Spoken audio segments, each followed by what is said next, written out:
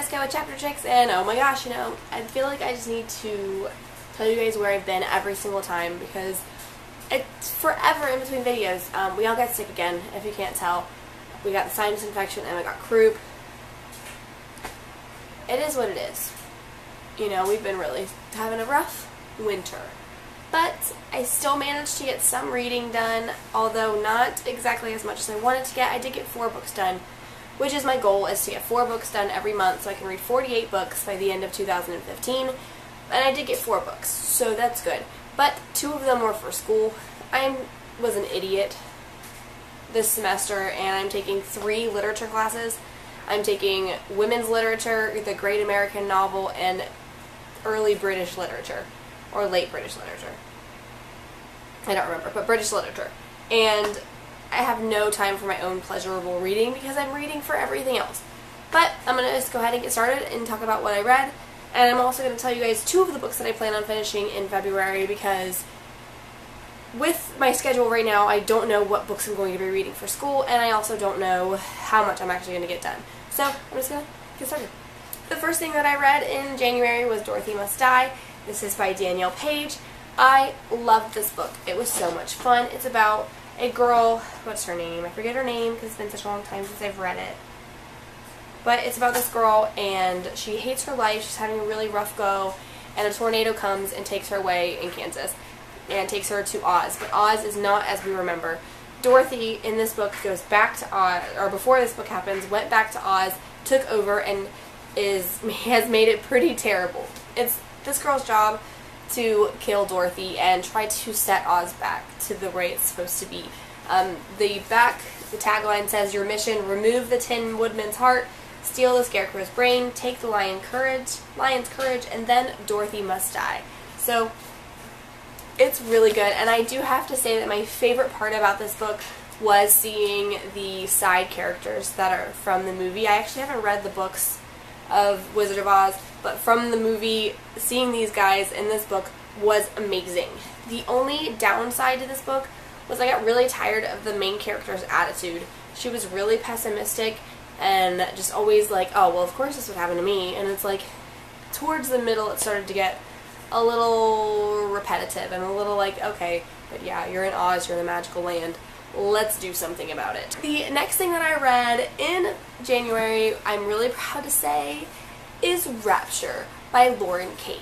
This is the final book in the Fallen series, so not only is this one of my 4 for January, but it's also finishing the Fallen series, which, as you guys know, if you know anything about this channel, is like one of the biggest Chapter Chicks bucket list items I have, and it's the first series that I finished in January. I'm wanting to finish 5. I don't want to say anything about what this is about, and I don't really want to talk about the first one because it's been 5 years since I've read it. I don't know what's a spoiler and what's not, but it's basically awesome. There's going to be a movie, and you should just look it up.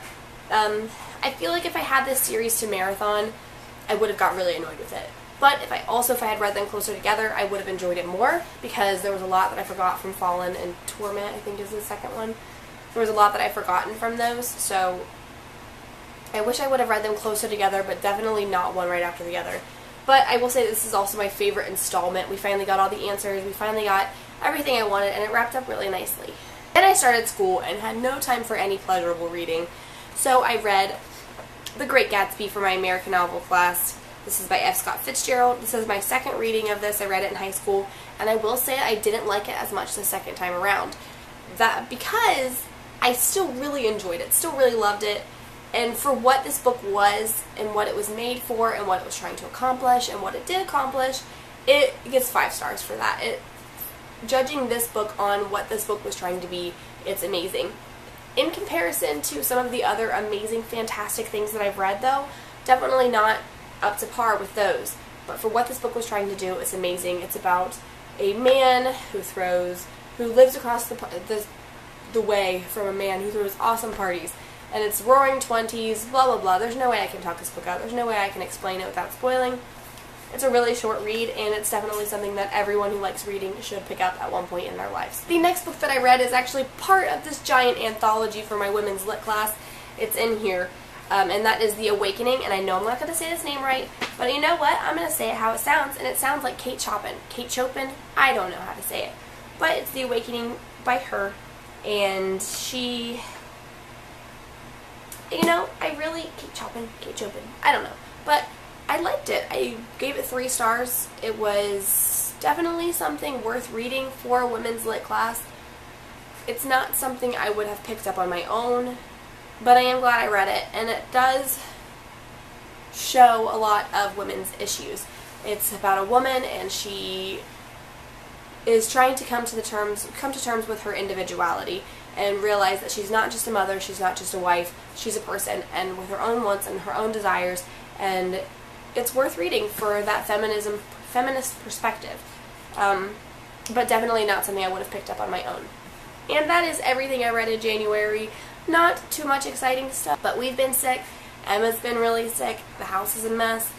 I've been working and going to school. We just got me a new car. I'll show you guys maybe later on if I do some kind of vlog. I'll show you guys my new car.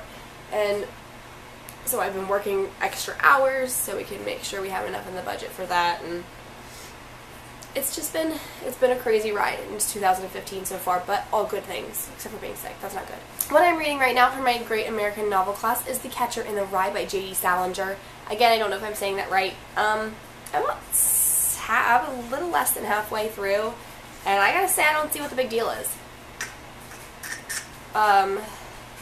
It's not boring, but it's just this dude. Like, it's just the life of this dude. So I don't get it yet. I don't see the point of it yet, but hopefully by the end I will. Yeah, and I love this little copy. I haven't read this yet because I was waiting to get a really beautiful copy, and you guys will see in a video later that I just ordered all my books for my Great American Novel class through the bookstore, and this is the copy they sent me, and it's got used stickers all over it, and it's this little tiny mass production paperback copy with only the white on the front of it, and I actually really love this copy, so I don't know. It stinks though. And the book that I am currently reading for pleasure is The Fifth Wave by Rick Yancey. I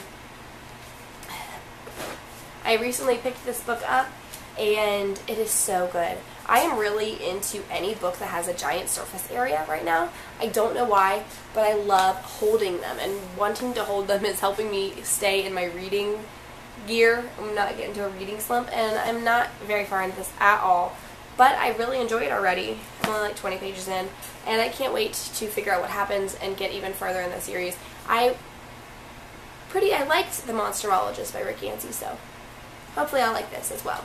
And that is it for this video. I hope you guys enjoyed it, and I will see you guys later. Bye-bye!